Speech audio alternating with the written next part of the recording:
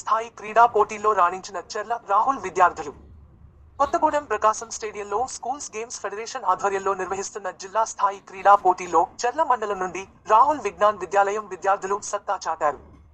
Under 17 బాలుర విభాగంలో 800 మీటర్ల పరుగు పందెంలో 9వ తరగతి చదువుతున్న పి కృష్ణ చైతన్య జిల్లాలో ద్వితీయ స్థానం సాధించగా, 10వ తరగతి చదువుతున్న కె మనోహర్ 200 మీటర్ల పరుగు పందెంలో ద్వితీయ స్థానంలో గెలుపొందాడు.